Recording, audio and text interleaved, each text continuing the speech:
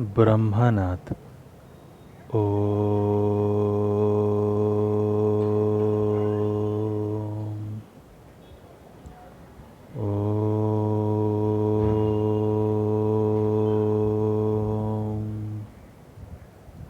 Shanti Shanti Shanti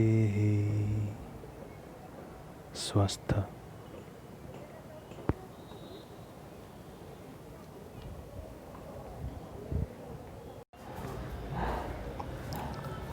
Hello students, in the previous class we discussed about the various applications of the biotechnology, in which we first discussed about the human insulin, or we can say the humulin. We discussed in general what is the general structure of the insulin. Then we discussed how in the modern technique we can produce the human insulin by using the recombinant DNA technology. Okay. Then further we discussed that what is the, we can say, the vaccine production technique, or we can say how the vaccine production is being done by using the recombinant DNA technology. Then further we discussed the gene therapy. Gene therapy means simply the correction or the replacement of the defaulted, or we can say the faulty gene, by the help of the functional gene. Okay. Then we discussed that the gene therapy is of two types. One is your germline gene therapy, then is your somatic cell gene therapy. Under the germline gene therapy, we discussed two types, that is your in vivo and the ex vivo types. Then next we discuss in detail about the somatic cell gene therapy. Today we will discuss our new topic, that is your genetically modified organisms. What do you mean by genetically modified organism? This genetically modified organism are also written in a shortcut called the GMO. What it is being written? GMO. Okay. See, genetically modified organisms. Suppose, for example, an organism is there. Suppose an example I am taking. Suppose this is an organism. Okay. Suppose this is an organism, and this is giving us a normal amount of production. But this production is not sufficient for us. Take a random example, okay? Not for us means this product which is produced by this organism is not sufficient for us because this have the gene that is responsible for only this much of only production. But suppose there is another organism which can produce about large amount of production. If we will replace that gene, okay, if we will replace the gene having in this organism by this functional gene, suppose I am taking a just example, okay, then obviously this organism will also have larger amount of production. Okay. So that is simply called the GMO. Now this organism where the gene manipulation is being done, or the gene is being altered, okay, then that is called your, we can say, the genetically modified organism. So okay, this is a common example. So simply we can write genetically modified organism means you can take any example, such as we can say the plant, the animals, bacteria, fungi, whose genes have been altered by the manipulation of the gene. Okay, and those are called the genetically modified organism. Suppose the plants, the bacteria, fungi, various plants, some animals, okay, whose gene have been altered by the manipulation of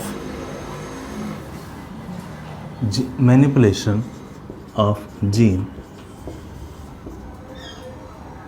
are called as genetically modified organism or GMO. Herbert Boyer and Stanley Cohen created the first GMO. Okay, so who is the objective is coming, who created the first GMO? Then the answer will be Herbert Boyer and the Stanley Cohen. Next, what are the transgenes? We discussed that the genes, or we can say the genes which has been replaced, or we can say which is transferred across to the another organism to get the beneficial. So that gene, or we can say that desired gene, okay, is known as your transgene. So we can say desired gene which is transferred across is called transgenes. Okay, transgene. Okay, so what is transgenic plants and animals? Transgenic plants and animals, simply the plants and animals which have the transgenes and which have the transgenes by applying the GMO technique is known as your transgenic plants and animals. Simply we can write these are the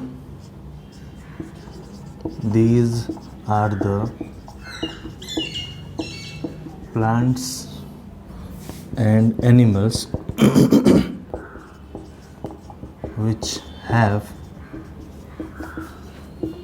the transgene by the help of GMO technique. Okay, simple. So basically, what are the genetically modified organism? As I said, it is also known as a GMO. Okay, means simply we can say any bacteria, plants or animals whose genes are being altered. Okay, whose genes are being altered by the manipulation of the gene.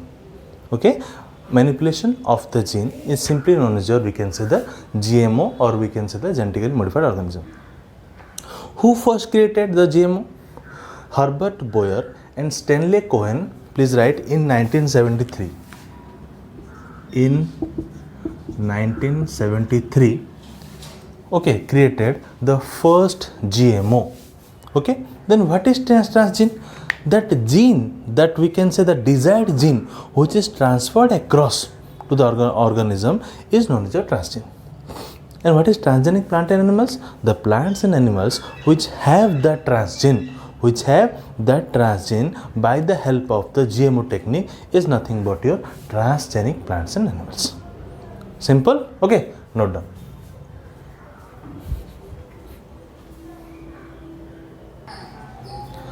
Now we'll discuss the BT crops. Remember students that the BT crops we discussed in the applications of the biotechnology in the agricultural field.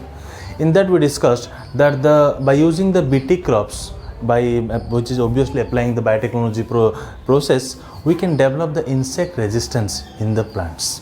How I will say? See, the BT crops means obviously by using this technique, or by using the BT crops, which crops we can which we can produce, that are called the BT crops. Simply BT cotton, BT corn we will discuss.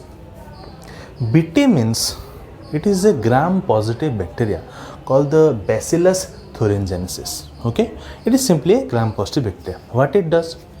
It produces an insecticidal protein crystal, or we can say the delta endotoxin. Okay, What it produces? The insecticidal protein crystal or the delta endotoxin. Okay. This is present inside the bacteria, that is called the Bacillus thuringiensis, in an inactivated form. Remember, this is present inside the bacteria in an inactivated form. And the gene, obviously, as it is a protein, some gene is producing the protein. That gene is nothing but your crygene. What is the gene? That is your crygene. Okay, simple. So, first we'll extract that gene. Simple, we'll extract the gene and we'll apply on the plants. Okay, remember, simple. Then, whenever the insect will try to feed on that crops, what it will happen? This insecticidal protein crystal or alpha endotoxin, which is in the inactivated form, will enter inside the insect. See, will enter into the insect's body. Then what happens? As the alkaline, obviously the gut is having the alkaline pH. What will happen? The alkaline pH of gut will solubilize the crystal. Obviously it is in the crystal form. It will solubilize the crystal and the toxins gets activated. As I said, in this case the endotoxins or the delta endotoxins are in inactivated form, but whenever it will enter into the insect by the help of the alkaline pH, okay, the crystal will solubilize, okay, and these toxins gets activated. After the activation, what will happen? As this will get activated, the activated toxin create pore on the epithelial cell wall of, or we can say epithelial wall of the insect's gut. Okay, what will happen? After the we can say the activation, it will create pore on the epithelial wall of the insect's gut. Then what will happen? As it will form the pore, then obviously water will accumulate inside the gut, or we can say insect body, by which finally it will swell and burst. Okay, as the pore will happens, the water will get accumulate and finally it will swell and burst, and finally the insect is being killed. Simple. So Bt crops, or we can say the Bacillus thuringiensis, produces, and we can say insecticidal protein crystal, or we can say delta endotoxin, which is in the inactivated form. Okay, that gene which is responsible is called your crygene. Okay, then the gene we will extract okay, and we'll further inject, we can say apply into the various crops. Okay, that is known as Bt crops. What happened then? They are inactivated form. When the insect will try to feed on that crops, the insect will feed on the crops, obviously this insecticidal protein crystal or the delta endotoxin will invade into the insect or enter into the insect. Then what will happen? The alkaline pH of the gut will solubilize the crystal, and we can say the toxins gets activated, and as soon as the toxins gets activated, the activated toxin create pore on the epithelial wall of the insect, by which the water will enter, or we can say enter into the, we can say accumulated inside, and finally it is swell up and burst. Finally the insect is being killed. So this is the technique how the Bt crops is, the technique is being carried out. And the gene, obviously we know the crygene. There are also various types of gene, cry1 AC and the cry2 AB is used for the insect called the cotton bollworms. Cry1 AB is used for the corn borer, and the cry3 AB is used for the insect called the Colorado potato or the beetle. Okay, and the crops which are used by the using the, we can say the Bt crops technique, or we can say the Bacillus thuringiensis, which produces the protein, which is the gene which is being included, or we can say applied on the various crops. The technique by using the Bt crops are such as your Bt cotton are produced, Bt corns are produced, Bt tomato, Bt soybean, Bt potato, etc. Okay, so this is the technique how by using the technology of biotechnology, or we can say the technique of the biotechnology, how by the help of the Bt crops we can say the biotechnology help us to develop the insect resistance power inside the plant. Okay, simply this is how the Bt crops works, and these are your various the insect means these are your various crygenes which fight various insects. Okay, and these are your various Bt crops. Okay, please note down.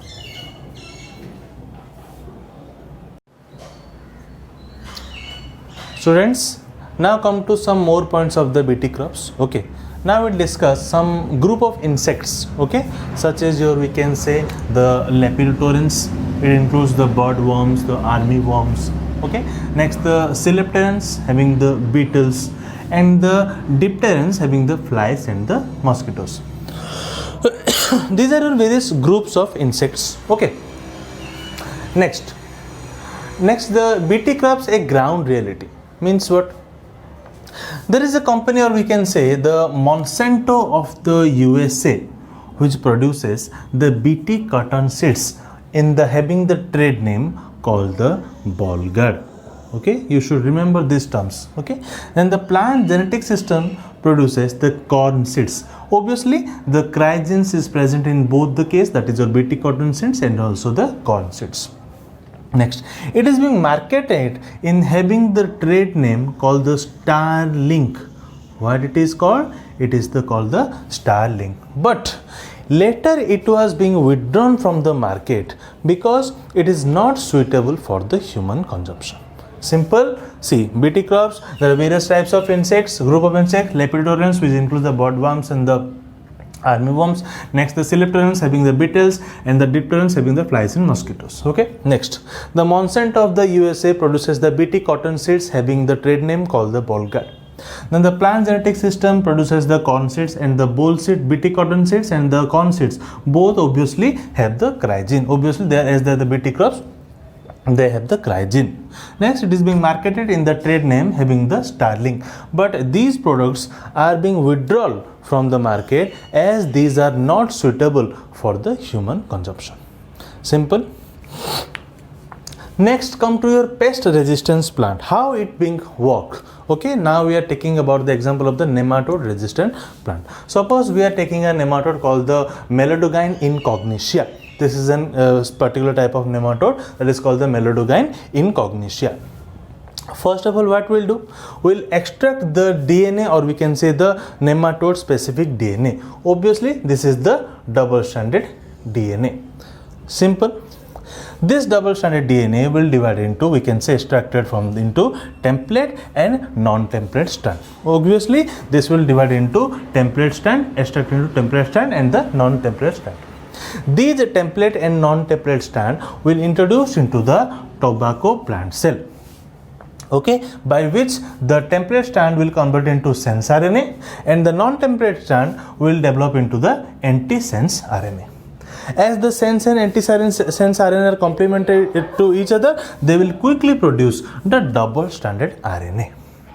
Next, whenever the nematode eat this tobacco plant having the double-stranded RNA, the double-stranded RNA will enter into the nematode. Okay, as it is having the, we can say, the double-stranded DNA, it will form the sense RNA. And as what happens as the double-stranded RNA enters into the nematode, it will cleave, and as there are some enzymes are present, it will cut and cleave, or we can say separate and cleave. Okay, and these are the antisense RNA, and obviously the double-stranded DNA will convert into the, we can say, the sense RNA. Okay, and the sense RNA and antisense RNA, as both are present, it will form quickly the double-stranded RNA.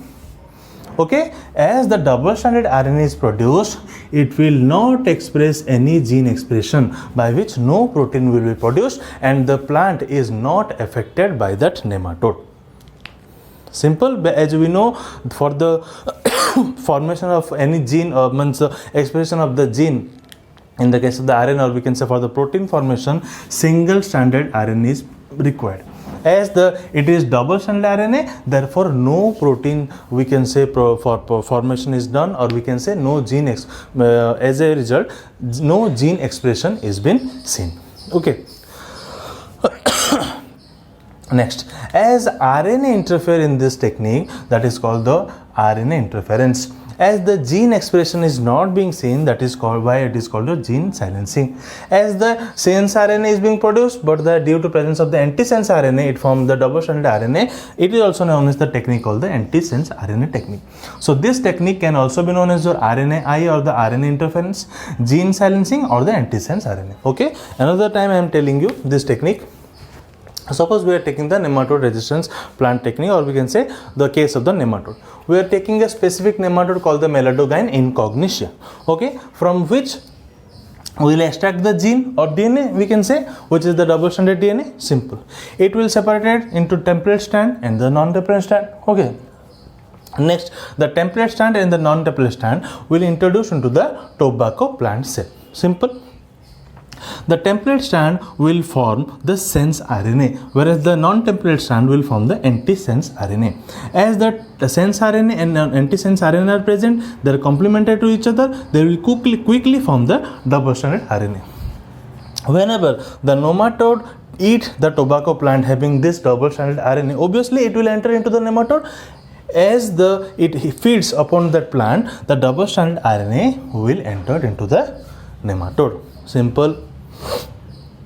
As it will enter into the nematode body, what will happen? It will separate. First, as it is a double-stranded RNA, it will separate and cleave, by which it will form the antisense RNA. Obviously, this is the antisense RNA, and the double-stranded RNA will produce the sense RNA, and as the complementary the antisense RNA and sense RNA are complementary to each other, they will quickly form the double-strand RNA.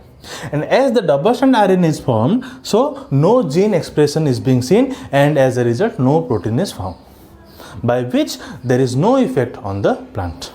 Okay, as we know that the single-stranded RNA is responsible for the protein formation or gene expression. Simple.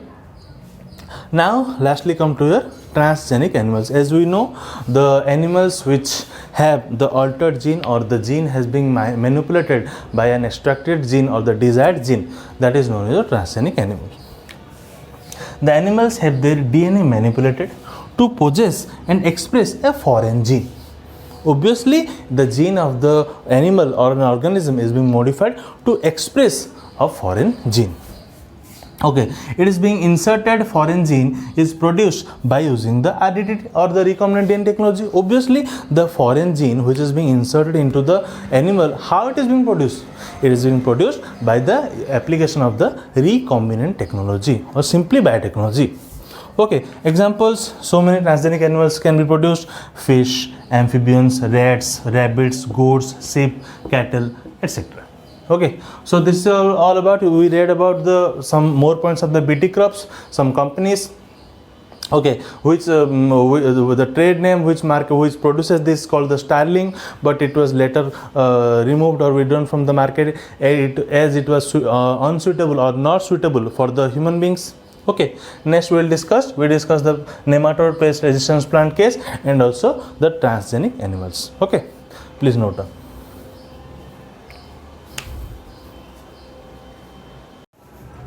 Next we will discuss the transgenic mouse case. Obviously, transgenic animal means what? If in the case of the animal, if the gene is being manipulated. Okay.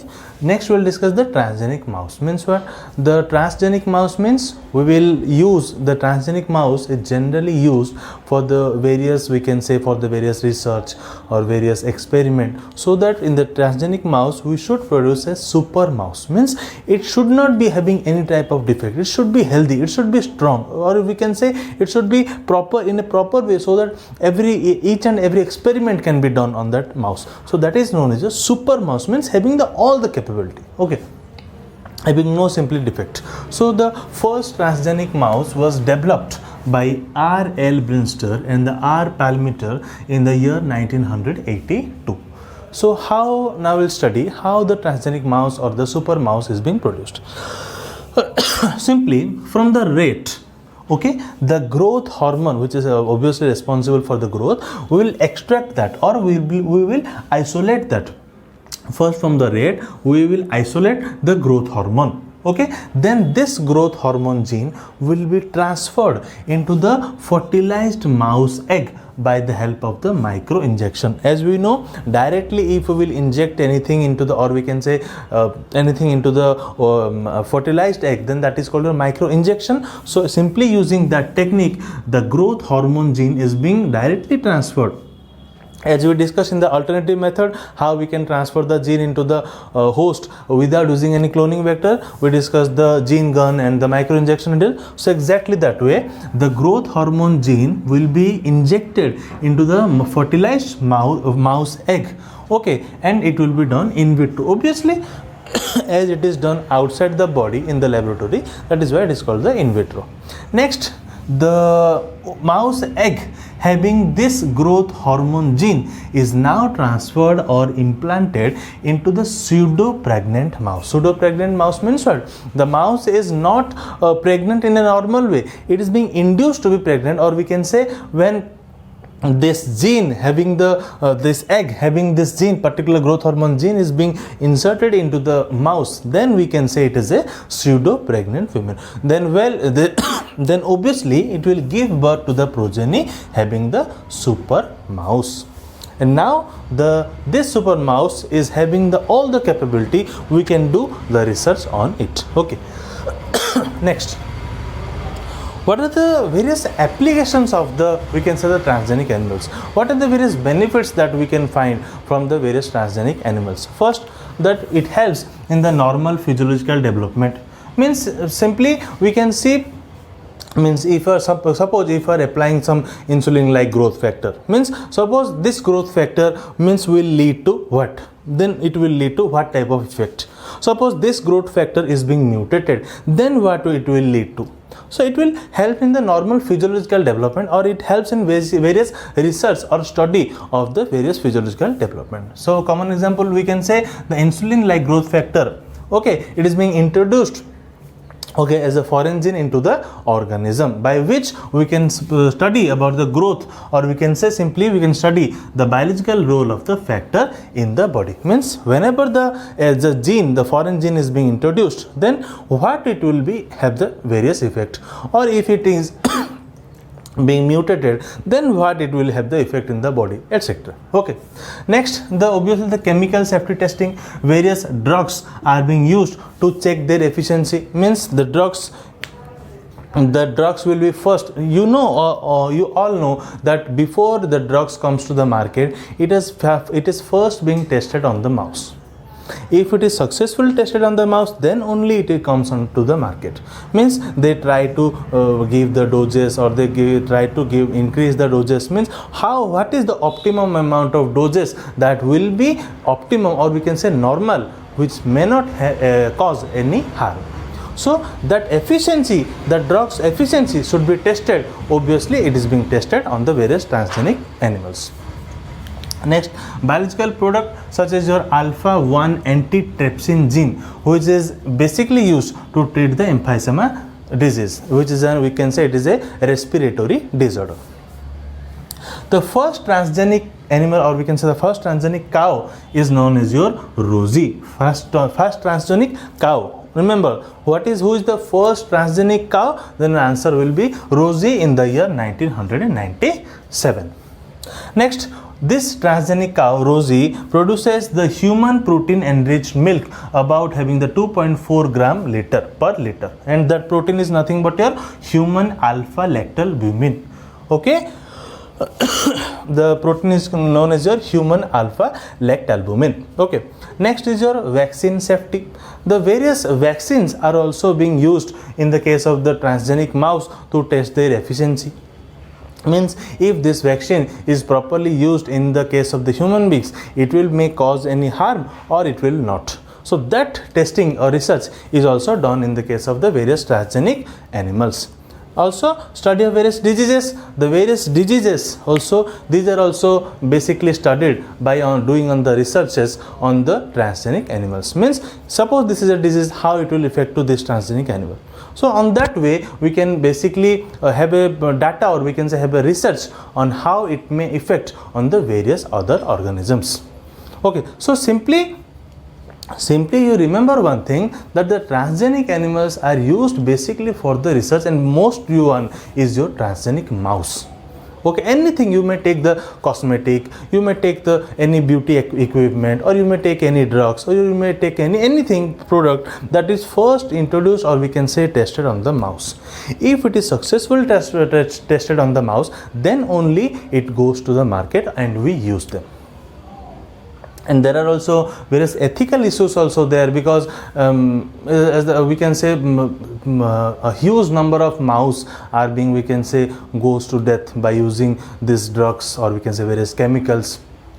If the chemical is in a right way, then there is no problem. But if it causes any side effect or ill effect, then it causes or have a harmful impact on that mouse or any transgenic animal, what is quite disheartening. So ethical issues are also always present in the case of the transgenic application of the transgenic animals. Okay, so today now we discuss the transgenic mouse, which is first developed by R.L. Brinster and the R. Palmiter in the year 1982. How it is done? From the rat, the growth hormone gene is being isolated and it is being transferred into the fertilized mouse egg by the micro injection. Okay, and this one in the in vitro fertilization, then this one is being implanted and or transferred to the pseudo pregnant mouse, by which it develops the or give birth to the progeny having the super mouse. And also various application of transgenic animals we discuss, by which we can discuss or we can have a research on the normal physiological developments, means with growth factor we will have how much like or which type of impact. Next also we discuss the chemical safety testing. Various drugs are also being used on the transgenic animals to check their efficiency. Next, the various biological products such as your alpha-1 antitrypsin gene helps to treat the emphysema disease, which is a respiratory disorder. Your first transgenic cow is nothing but your cow Roji is done or prepared. The first transgenic cow which was produced by named Roji in the year 1997. Next, which it produces the human protein enriched milk having 2.4 gram per liter, and that protein is your human alpha lactalbumin. Next, for the various vaccine research also the transgenic animals are also used, and for the study of various diseases also the various transgenic animals are also used. Okay, so please note down the transgenic mouse and some applications of the transgenic animals. Note down.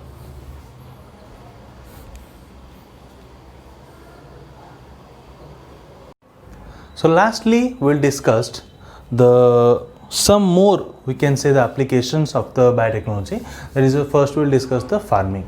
Farming means what? Simply farming means, we can say, simply the use of the transgenic animals for the beneficial of the humankind, or we can say for the betterment of the human. The transgenic animals are being used in the various way, basically, or in the pharmaceutical way also. There is nothing but your farming.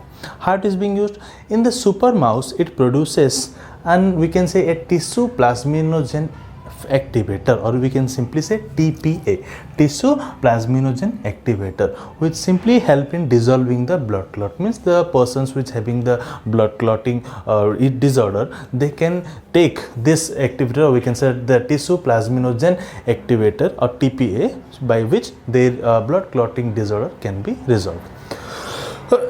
Next, by using this technique only, various other therapeutic recombinant molecules are also produced, such as that are the insulin, growth factor, fibrinogen, lactoferrin, etc. Next, what is the animal cloning? We simply know animal cloning means what? Cloning means, suppose this is an organism or animals, we will produce another animal ditto, or we can say identical to that organism or animal.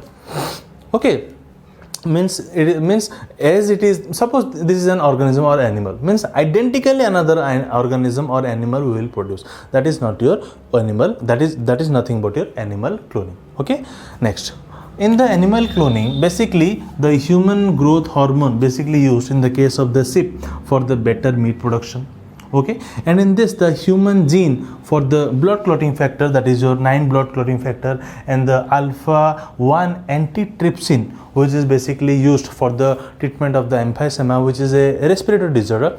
These two are being fused and then introduced into the sheep, which is being expressed in the various mammary tissue. Then in 1990, Tracy, one of the transgenic ewe means sheep is being developed in the Scotland. Now come to the most important or one mark objective, that which is the first animal ever to be cloned. Then your answer will be Dolly, which is a sheep, in the year 1997. Ian Wilmot of Roslin Institute in the Scotland came up with the cloning or the cloned sheep or the first cloning animal, that is known as your Dolly, in the year 1997 in February. Okay, they used the technique that is called the nuclear transplantation technique. Okay, and in that manner only the first one is your first ever cloned animal is your one mark objective, you should remember Dolly. And in that manner only other sheep are also produced, such as your Polly, Molly, and various sheep are also produced. But in the animal cloning, it is quite, we can say, various side effects are also there. Okay, means such as your ulceration of the intestine, and various side effects are also there, by which the cloned animal cannot live longer, and it is not so much effective. That is why the Dolly sheep had not the sheep do not live quite a longer time, and so accordingly the Polly, Molly, and other sheeps, because the cloned sheeps or the cloned animals have some, we can say, some sort of side effects. Okay, they cannot live longer. Okay, they are not so effective. So now we discuss the farming. Farming means what? We discussed just it is the commercial use of the transgenic animals for the betterment of the human. As we discussed, the super mouse produces the tissue plasminogen activator or TPA, which helps in dissolving the blood clotting factor. Blood clotting, which is used to treat the human beings having the blood clotting disorder. Next, in that manner only various recombinant therapeutic molecules such as insulin, then the growth factor, then the fibrinogen, then the lactoferrin, these are also produced. Animal cloning, we discussed, means a particular type from a particular animal, another ditto identical animal is being cloned and formed. In the animal cloning, we can say the human growth factor is being provided into the sheep for the betterment of the meat production. Then we can say the human gene for the blood clotting 9 factor, and the anti-alpha 1 antitrypsin, which is responsible which is helpful for the treatment of the respiratory disorder, that is called the emphysema. These both are fused and introduced into the sheep for the, we can say, expression of the mammary tissue. Then in 1990, Tracy, which is a transgenic ewe or we can say sheep, is being developed in Scotland. Okay, then making of Dolly. Ian Wilmot of Roslin Institute, Scotland, first ever came with the cloned sheep or we can say the Dolly in February 1997. Okay, and he used the technique called the nuclear transplantation technique. So one mark objective, you always remember that Dolly is the first ever cloned animal, and in that manner only Polly, Molly, other sheep are produced. But these are not quite effective, as it have various side effects. They could not live much longer. Okay, so today we discussed the GMO or the genetically modified organism, okay, in which the genes are being altered by the manipulation of the gene. Okay, we discussed the GMO properly, then we discussed the transgene, means the gene, the desired gene which is being transferred across. Then we discussed the transgenic plants and animals, means the plants or animals which have the, we can say, transgene, okay, by the and the development is being done by the help of the GMO technique, or we can say genetically modified organism technique. Next we discussed detail about the BT crops. We discussed how it works, or we can say the BT crops means the gene which is responsible, that is the cry gene. In various examples we discussed. Okay, next we discussed the nematode resistance plants, about how it works, the process we discussed. Okay, and also we discussed various other points, applications. Okay, next we discussed the transgenic mouse, how it is very helpful, how the super mouse is being produced, it also we have discussed.